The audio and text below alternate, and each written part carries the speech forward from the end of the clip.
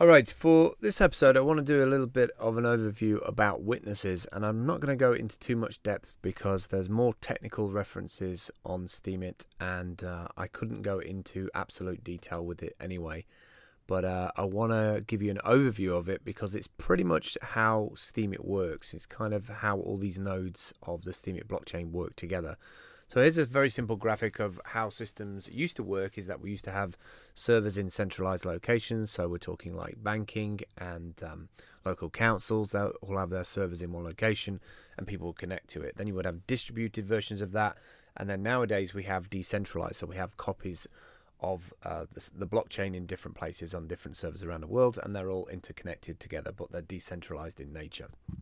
So what is a Steem witness? So a witness, best explained actually by Jerry Banfield. There's a bunch of other posts on it, but Jerry really consolidated everything together about witness when he decided to become a witness as well. And he had no experience of using Ubuntu and using Linux to actually get a copy of the blockchain up and running. You actually have to download a copy of the blockchain to a server instance, and then the blocks of that, which is basically your posts, are added to that blockchain in real time. The more servers we have in a distributed sense, the more witnesses we have. So to give you an example, here's what a map of seed nodes looks like. And you can see that there's a bunch of seeds online here, and you can also see the locations. Got a bunch of German ones here, American one in the Netherlands, and these are all provided by these particular Steemians here on the right. Now, we've probably got about 30 of these Steem seed nodes, which basically is copies of the blockchain, and they're all getting in sync. And if one of these went offline, then you'd be able to get to another decentralized copy of the blockchain on another server. So we need to run these to keep the blockchain online. There's a copy of the blockchain somewhere in the world, and judging by this map, you've got one in a lot of different countries around the world. You can also see there's a bunch of offline ones as well. Now there's different kinds of witness nodes. You can be a seed node, or you can be a full witness, which requires more resources, more server resources. So I would suggest doing a search for how to be a witness. If you're a content creator, chances are you're always on the go. Your day-to-day is setting up the shop, doing video recording, editing, posting, color corrections, doing all your social media promotion side of things. Chances are you don't either have the resources to pay for the server requirements of a witness, or you're just mainly interested to know how witnesses work. So that's what this course and this episode is about, really, is to give you a bit of background as to how a blockchain functions behind the scenes. So heartily recommend doing a search for launch a Steem witness today if you want to read a bit of background about how Steem, the blockchain, works and how that all the nodes work together. And there's also another one which has been around for a year by P-Funk, which is a full Steemit user's guide to Steem witnesses, which gives you the basics about the blockchain itself, about producing blocks in 63-second rounds, 21 blocks per round at a target of 3 seconds between each block. Now, you don't need to understand this straight away, but if you do a bit of research on DPoS, which is the delegated proof of stake, then you can work out how Steemit works. It uses this thing called a consensus mechanism, which is really interesting but also mind-blowing in the way that it actually works. So decentralization is key to the way that the blockchain works. Now we have an ability here on Steemit to vote for witnesses. Now witnesses are people running copies of these seed nodes or full nodes witnesses, and if you go to steemit.com / this little dash and then witnesses, you can see the top 50 witnesses out there.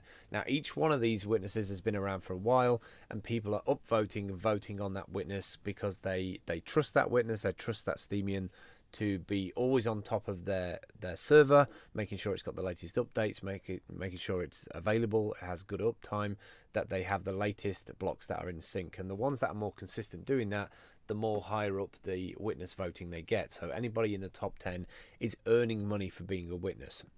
So if I go over to one of these posts here, I think it was this one, you can see here the top 20 witnesses earn around $300 to $600 a day in Steem power, with Steem prices at $1, while the rest of the witnesses in the top 100 have the ability to earn $100 to $3,000 a month depending on the price of Steem. So this is obviously profitable in a certain way for people running servers. Now bear in mind that you also have costs with running a server. So if you're running a server with a certain specification on it, those come at a price. So one of the server hosts that you can use is Privex, Privex, and you can find them at prefix.io.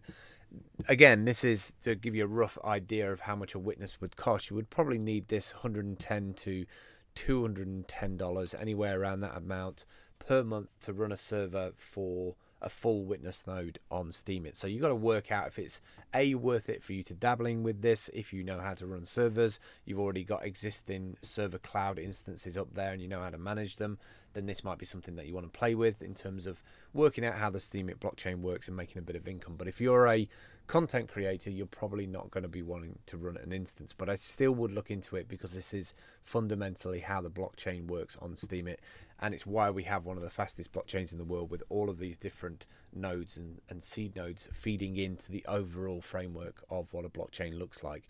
So the more of these we have, the more stable the platform becomes. And also how fast these are as well. You could put up a server, you could run it from home, but you probably wouldn't be able to sync the blocks fast enough. The faster you have a connection to the net, the faster that syncing can happen. So a lot of these witnesses who are in the top 10, they've got really good specifications on their server. They've got a lot of memory on their server. Like, for instance, Jerry's here has got 64 gig of RAM. Needs a lot of RAM to be able to store the blockchain in RAM memory. And then it's also got that gigabit connection to the net, which means that the updating of a blockchain happens very quickly. So, you know, there's a lot of information out there that you can find. Don't forget to go to the witnesses page and vote for some of these people that you know in the community. Whenever you set up a witness, you have to put a Steemit post together to say that you're launching your witness and why people should vote for you. And it's pretty much on a trust-based acknowledgement. So if you know somebody who's been blogging for a year, they run a full node or a seed node, then you're voting on them as a person to maintain that version of the blockchain, that version being in sync with all the other versions. And that can be a full-time job in itself, because you have to maintain when there's a new update of that blockchain software, which is called Steemd. And right now it's not multi-threaded, but they're working on it being multi-threaded, so it uses a lot of resources on a server. So it is a balancing act between the cost of maintaining a server for the community, being part of the community, doing your bit for the community by maintaining part of the blockchain. If other parts of those servers went down, then obviously your server would be needed to be able to maintain people being able to post and pull information back from the blockchain. So very detailed information you can find on the blockchain. That one I told you about from P-Funk is probably the best place to start. It's been around for a year. It's got everything in there you could probably need to know about the delegation proof of stake. And I would say look into the witnesses stuff, because that's what keeps the blockchain going. So we may only use it as content creators to post text and video and YouTube videos and things like that. But actually, without these witnesses, without these servers running, we would probably have a lot more downtime. So don't forget to go and vote on these witnesses, and check out some of these guys if you're thinking of running one yourself. If you've got established after 3 or 6 months as a content creator, or you've already got an existing audience on YouTube and you're bringing those people across to have better comments on Steemit, or you want to build an audience on Steemit, then I would recommend that you use some of your Steam power, your Steam funds, to launch a witness. And there's plenty of people on Steemit that can help you with that if you're not technically minded. All right, I'll see you in the next episode.